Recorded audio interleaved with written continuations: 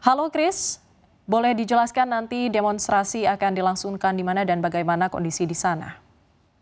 Ya, baik Sarah dan juga pemirsa, dapat kami kabarkan bahwa berdasarkan informasi terbaru, Aliansi Badan Eksekutif Mahasiswa Seluruh Indonesia atau BEM-SI kembali batal untuk melakukan aksi demonstrasi. Diketahui aksi demonstrasi yang bertajuk utama Indonesia Cemas 2025 ini sebelumnya akan dilangsungkan pada hari Senin 1 September 2025 namun batal karena dinilai situasi Jakarta yang masih belum kondusif. Namun hari ini juga batal karena alasannya sama, karena dinilai situasi Jakarta ini masih belum kondusif.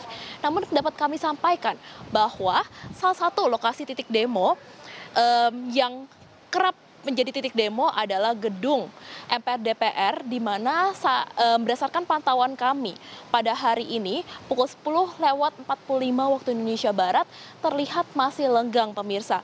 Terlihat bahwa arus lalu lintas masih ramai lancar walaupun masih belum seramai hari-hari normal. Dapat kami melihat juga bahwa saat ini kondisi dan pengamanan dari polisi maupun TNI juga belum terlihat. Bahkan yang terlihat hanyalah sejumlah pedagang dan warga yang duduk di bawah pohon di depan gerbang MPR DPR.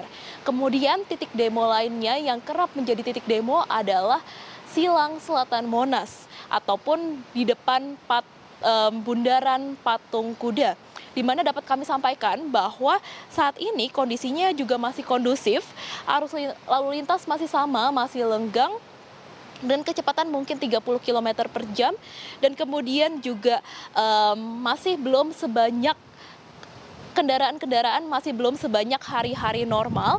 Namun kami juga tidak melihat adanya massa aksi ataupun pengamanan dari polisi maupun TNI begitu.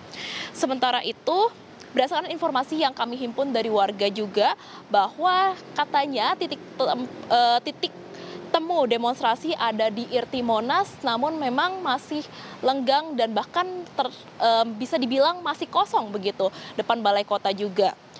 Dan memang berdasarkan informasi yang kami himpun, aksi demonstrasi ini tidak hanya terjadi di Jakarta, melainkan juga di Bandung, kemudian Sumatera Utara, Bengkulu, dan sejumlah kota-kota lainnya. Sehingga bagi para pemirsa yang masih ada di rumah dan mungkin ingin berencana untuk berpergian, harap untuk tetap waspada dan melihat kondisi terbaru agar bisa mengetahui mungkin jalan mana yang harus ditempuh. Dan tentu saja kita berharap agar kondisi Jakarta maupun Indonesia bisa seperti sedia kala lagi, bisa aman kembali, karena memang akibat demonstrasi ini bukan hanya adanya kerugian aset, melainkan juga kerugian ekonomi dan juga terganggunya mobilitas. Namun kita tentu saja berharap agar dapat cepat ditemukan titik temu antara keinginan masyarakat dan juga pemerintah. Demikian laporan saya, kembali ke studio. Baik, terima kasih atas laporan Anda, Krisania Suhartanto dan Ajat Huddianto. Selamat kembali bertugas.